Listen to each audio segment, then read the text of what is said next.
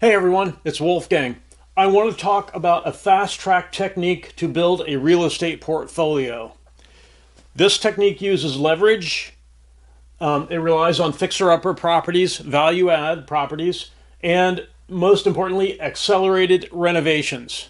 So I'm going to explain this process and then I will compare it to a more traditional way of building a real estate portfolio to point out the differences. So the important thing about the leverage aspect is the leverage, the loan, can come from the seller. If the property is a fixer-upper, and in some cases it may not be eligible for a first loan, a bank loan, and the seller will have to carry the first loan. I've done that more than once in my career. It's not a big deal. You basically go into it with the idea that you're going to renovate the property. The seller will carry the first loan for the first year or two. You fix the property up and then you pay them back and replace it with a traditional bank loan. So this technique works with condos, townhomes, single-family homes, 2 to 4 units, and 5 or more units. All those cases it works fine with. And we're going to use 5% or 3% down, depending on what you're eligible for, first-time home buyer process. In other words, if you have not bought a new property in the past 24 months, in the past 2 years, you can use first-time home buyer status to put down a small down payment. 3% in some cases, 5%, depending on the state and your background. So we're going to start off with leverage and a low down payment. And we're going to renovate the property immediately. We're not going to wait.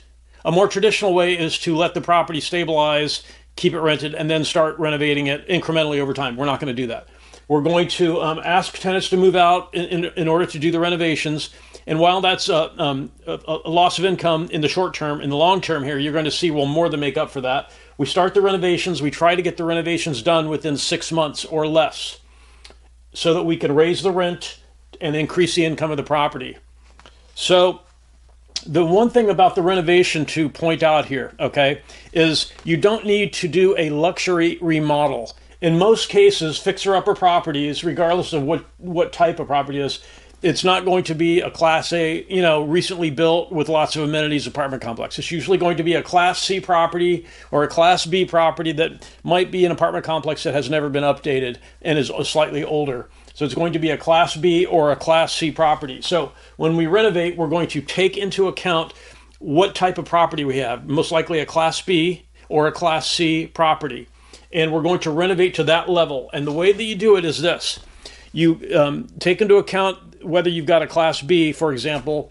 You look in that zip code online at the rental sites for apartments in that zip code, and you study the level of remodel that someone else has done in their property. You want to find an updated Class B, if you've got a Class B property, or a Class C for that case, in the ads for rent, because basically we want to match what other people are doing in that zip code, in that area.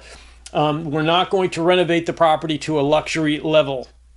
And in most cases, you can source the materials for renovations locally, Home Depot or Lowe's. In most cases, that includes cabinets, countertops, flooring, lighting, window coverings, and so on. You can source that locally from the home improvement stores. So we're not going to overdo it with the remodeling. And that's the interior. The exterior has to be spotless. It has to have great curb appeal because we're going to pull money out of this property. After the renovation's done, we're going to get it appraised and take out a loan.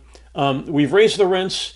By the way, with rental property, the amount that the value of the property is based on the rental income. So the amount that you can borrow depends on the income. So we've increased the income by doing the remodels. We fixed up the interior and exterior of the property so we can take money out of it easily within the first year. If you finish the remodels within 6 months, you can take money out. And here's how we're going to do that. We're going to get an appraisal, and we're going to either get a HELOC, a home equity line of credit, or a second loan. So a HELOC type of loan will work for condo, townhome, single-family home, and 2 to 4 units. A HELOC, home equity line of credit, will work with those. Second loans work with 5 or more units.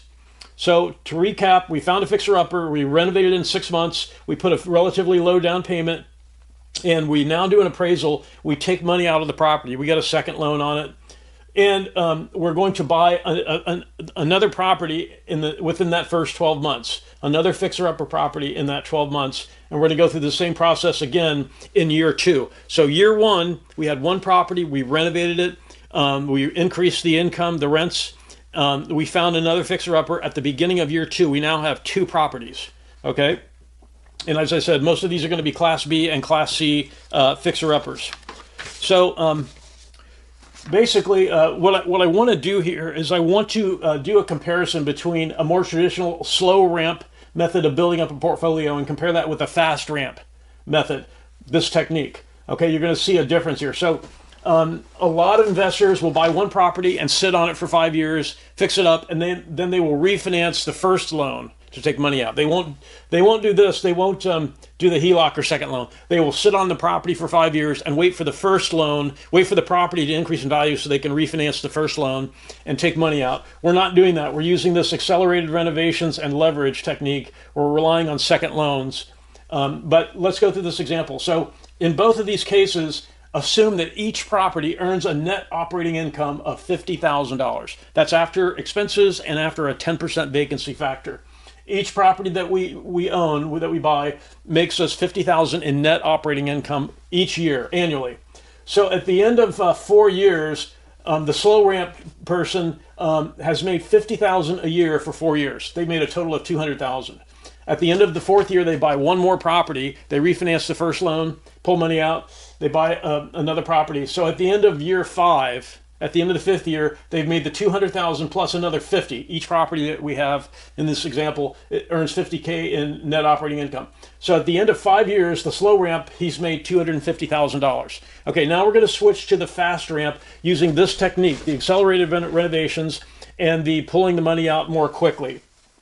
At the end of year 1, we've made $50,000 on the first property, and we buy a second property. At the end of year 2, we've owned 2 properties for that year. So that's this $50,000. That's the new property we bought at the end of year 2. And we made $50,000 in the first year and $50,000 the second year for the first building that we bought, right? So this is the first building.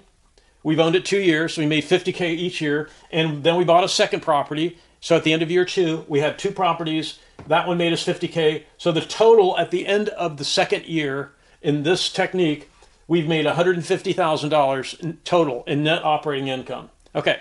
At the end of year 2, we buy a third property.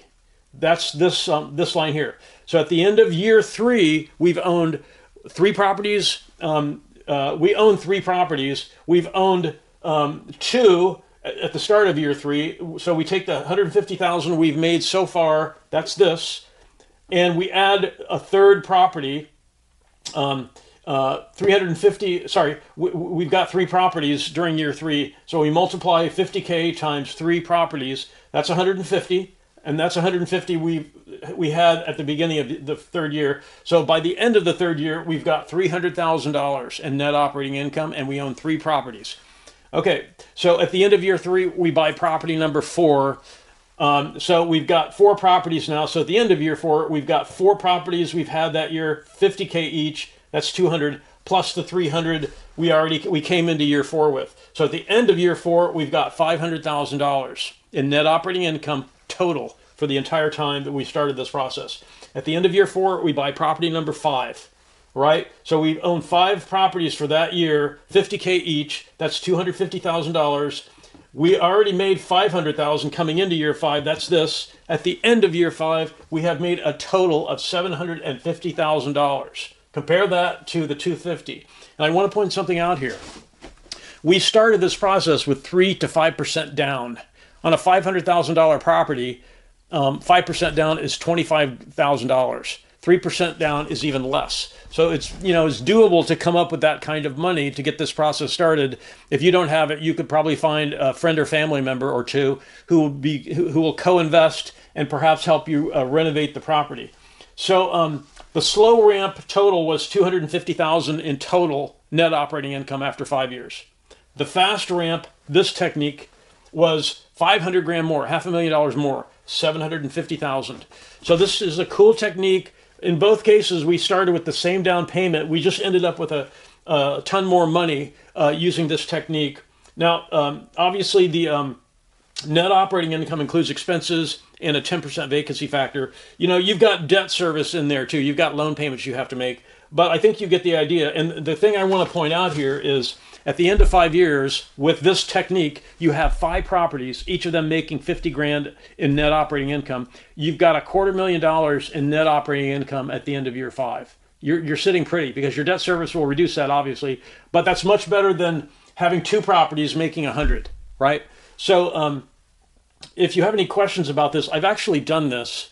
I've actually used this technique. It's a better way to build a portfolio because you can build it much more quickly. You increase your income much more quickly. If you're trying to get to a point where you can quit your regular job and switch full-time to this is a way, not the only way, but this is a way to do it. And the key thing, the linchpin of this, is the fact that we're relying on second loans or HELOCs. The slow ramp does not do that. The slow ramp relies on waiting for that original first mortgage to season and for the property value to increase before taking money out. We're speeding the process up by using a second loan. And we started both of these, the slow ramp and the fast ramp, with the same money down payment. And we've made out quite well by using this technique. So I'd be happy to answer any questions if you have. You can post them in the comments. And I want to thank everyone for watching and have a great day.